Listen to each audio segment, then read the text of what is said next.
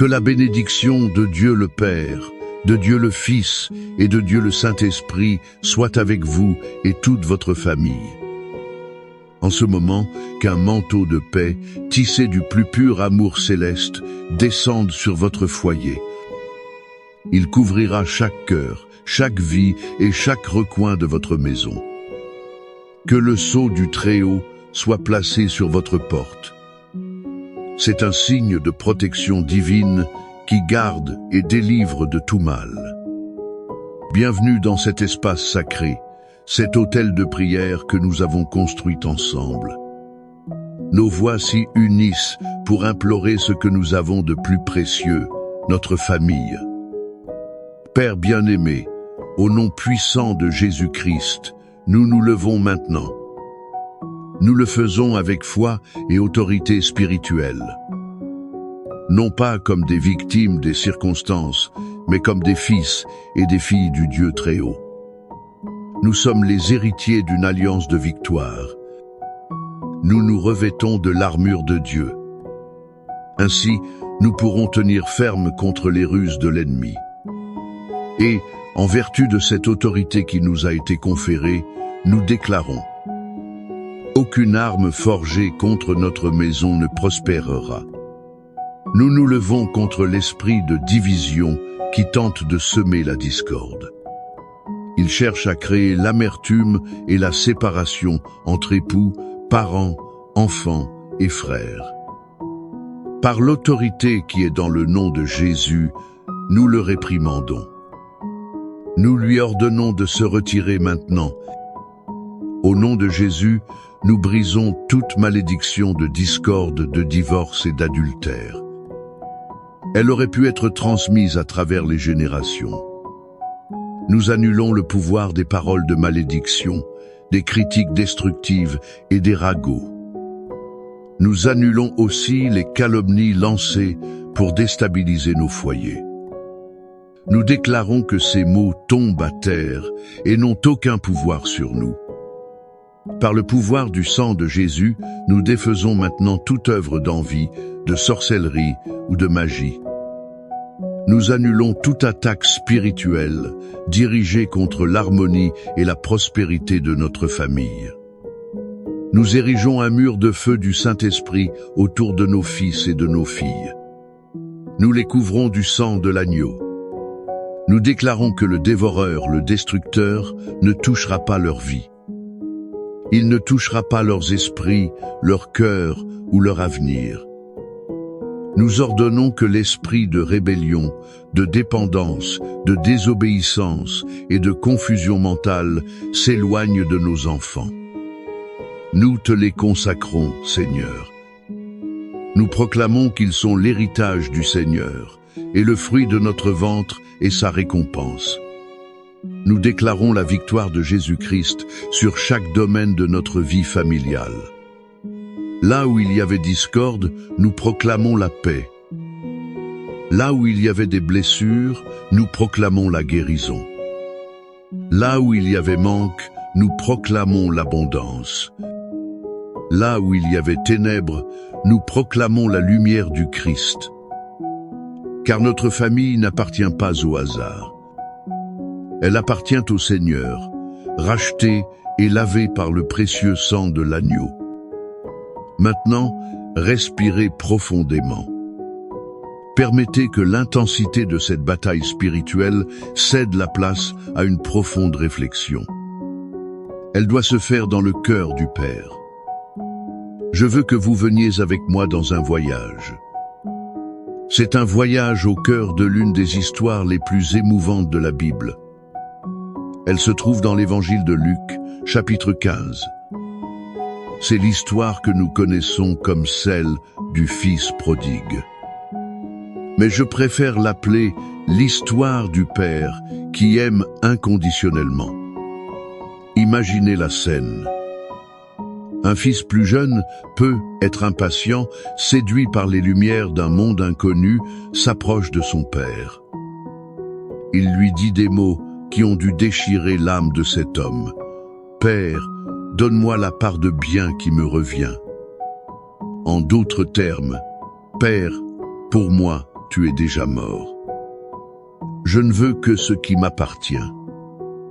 Pouvez-vous ressentir la douleur contenue dans cette demande? Le rejet? Malgré cela, le père, dans un acte d'amour douloureux, divise ses biens et le laisse partir. Le fils part pour une terre lointaine. Là, il gaspille tout. Chaque pièce, chaque héritage est dépensé dans une vie de plaisir vide. Et quand l'argent vient à manquer, les faux amis disparaissent. Une grande famine ravage alors la terre. Lui, fils d'un homme riche, se retrouve à désirer manger la nourriture des porcs. C'était l'animal le plus impur pour un juif. Il a touché le fond. C'est là, au milieu de la boue, de la faim et de la solitude, qu'il revient à lui. Il se souvient de la maison de son père. Il se souvient que même les serviteurs de son père avaient du pain en abondance. Lui, pendant ce temps, périssait de faim. Et il prend la décision de revenir.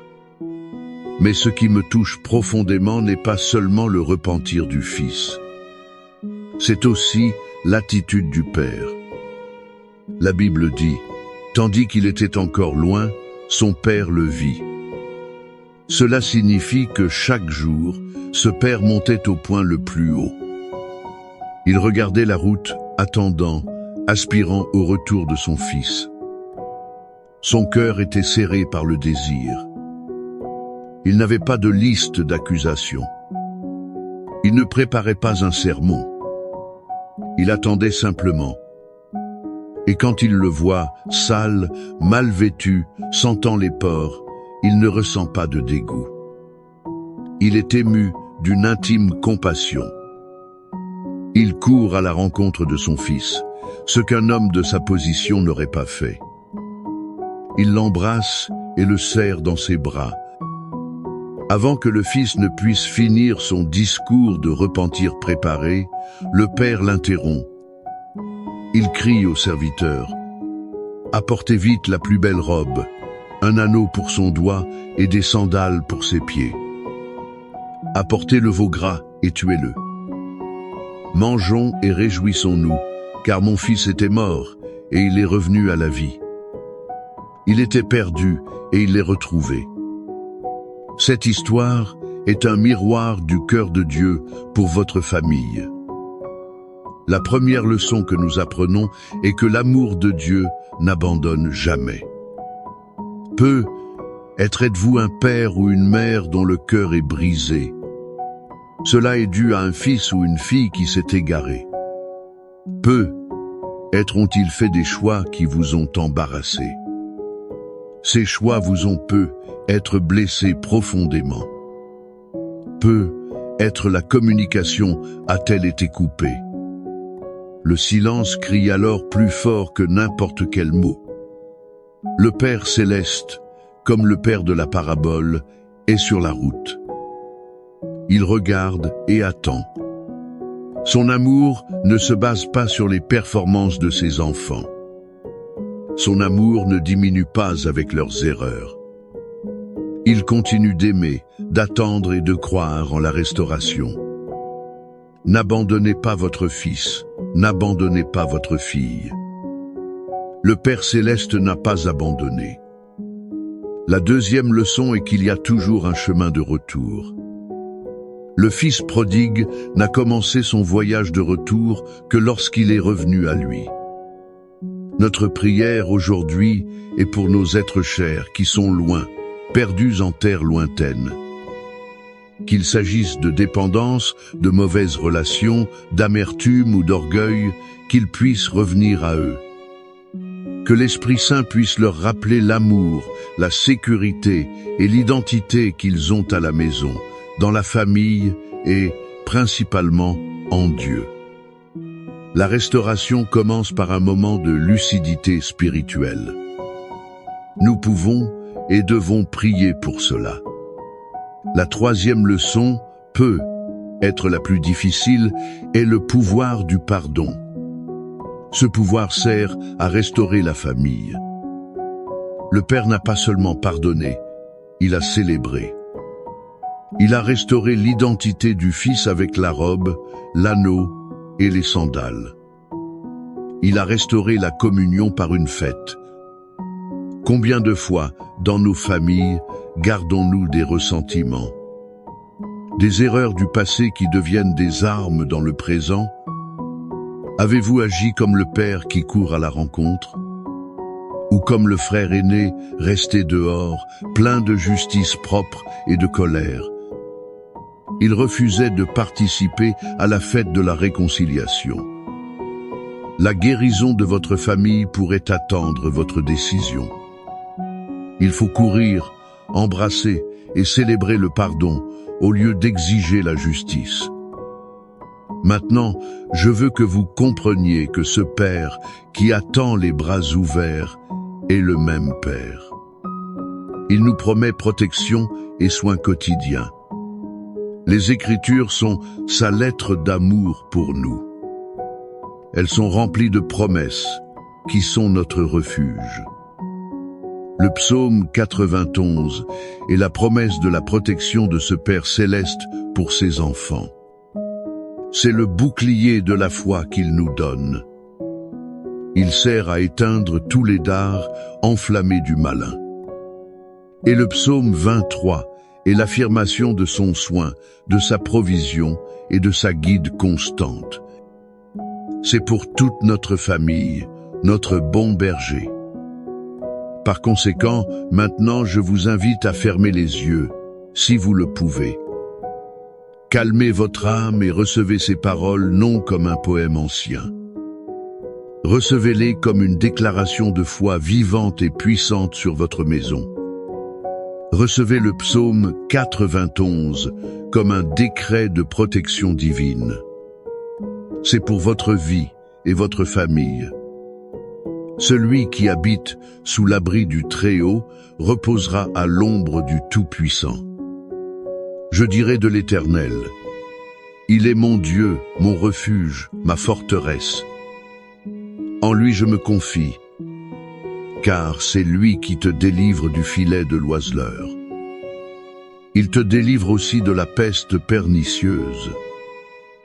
Il te couvrira de ses plumes, et tu te réfugieras sous ses ailes. Sa vérité te servira de bouclier et de rondache. Tu ne craindras ni les terreurs de la nuit, ni la flèche qui vole de jour. Tu ne craindras ni la peste qui marche dans les ténèbres, ni la contagion qui frappe en plein midi. 1000 tomberont à ton côté, et 10 000 à ta droite. Mais le mal ne t'atteindra pas. De tes yeux seulement tu regarderas. Tu verras la rétribution des méchants. Car tu es mon refuge, ô Éternel. Tu fais du Très-Haut ta demeure. Aucun mal ne t'arrivera. Aucune plaie n'approchera de ta tente. Car il ordonnera à ses anges à ton sujet. Ils te garderont dans toutes tes voies. Ils te porteront sur leurs mains. Ainsi, ton pied ne heurtera aucune pierre. Tu marcheras sur le lion et sur l'aspic. Tu fouleras le lionceau et le dragon. Puisqu'il m'aime, je le délivrerai aussi. Je le mettrai en lieu sûr, car il connaît mon nom. Il m'invoquera, et je lui répondrai. Je serai avec lui dans la détresse. Je l'en délivrerai et je le glorifierai. Je le rassasierai de longs jours. Je lui ferai voir mon salut. Saint-Père, notre protecteur et pourvoyeur, nous nous accrochons à tes promesses. Basés sur tout ce que nous aimons et déclarons, nous unissons maintenant nos cœurs. D'une seule voix, nous clamons pour les familles qui nous écoutent. Seigneur, nous te demandons pour chaque fils et fille qui, comme le prodigue, s'est éloigné de la maison. Où qu'il soit, Père, nous demandons que ton Saint-Esprit les atteigne. Qu'ils reviennent à eux, et ressentent une sainte nostalgie du foyer, de l'amour, de ta présence. Nous brisons les chaînes des dépendances, des mauvaises compagnies. Nous brisons aussi les mensonges de l'ennemi qui les retiennent captifs. Nous créons maintenant un chemin spirituel de retour à la maison. Nous déclarons qu'ils reviendront pour la gloire de ton nom. Pour les mariages en crise, pour les couples au bord du divorce, nous libérons le baume de Galaad. Là où la communication a été brisée, restaure le dialogue. Là où l'amour s'est refroidi, rallume la flamme du premier amour. Là où il y a eu trahison et blessures profondes, libère la grâce surnaturelle. C'est la grâce du pardon et de la réconciliation. Que chaque foyer soit le reflet de l'alliance entre Christ et l'Église. Nous prions pour la réconciliation entre parents et enfants, entre frères et sœurs, entre proches. Arrache toute racine d'amertume, tout orgueil, tout ressentiment. Enseigne-nous à être comme le Père de la parabole. Soyons prêts à courir, à embrasser et à célébrer le retour, au lieu de garder des rancunes. Selon la promesse du psaume 23, nous déclarons que tu es notre berger. Rien ne nous manquera. Nous réprimandons l'esprit de misère, de dette et de manque dans chaque famille. Ouvre les écluses du ciel, Seigneur, et déverse ta provision financière. Pourvois à chaque besoin, depuis le pain quotidien jusqu'aux grands rêves et projets. Qu'il n'y ait pas de manque de travail. Qu'il n'y ait pas de manque de subsistance. Que la bénédiction de la prospérité ne manque pas dans chaque maison. Et, Père, nous prions pour la guérison. Guérison pour les corps malades, de la tête à la plante des pieds. Que toute maladie, toute douleur, toute infirmité soit maintenant consumée. Cela doit se faire par le pouvoir qu'il y a dans le nom de Jésus. Mais nous prions aussi pour la guérison de l'âme, la guérison des émotions blessées. Nous prions aussi pour les traumatismes de l'enfance et les souvenirs douloureux. Restaure la joie, la paix et la santé intégrale. Cela doit être pour chaque membre de chaque famille représenté ici. Je vous invite maintenant, avec foi, à écrire le nom de votre famille. Ou bien, écrivez votre demande spécifique dans les commentaires. Ce n'est pas seulement un commentaire. C'est un acte de foi, un mémorial que nous plaçons devant l'autel du Seigneur. Que l'Éternel te bénisse et te garde. Que l'Éternel fasse luire sa face sur toi et ait pitié de toi. Que l'Éternel lève sa face vers toi et te donne la paix. Que l'espérance semée aujourd'hui dans votre cœur fleurisse en témoignages. Ce sont des témoignages de restauration, de réconciliation et de miracles dans votre maison. Que votre famille soit un phare de la gloire de Dieu sur cette terre. Recevez cette bénédiction non seulement pour vous. Recevez-la aussi pour vos enfants et les enfants de vos enfants. Au nom du Père, du Fils et du Saint-Esprit. Amen.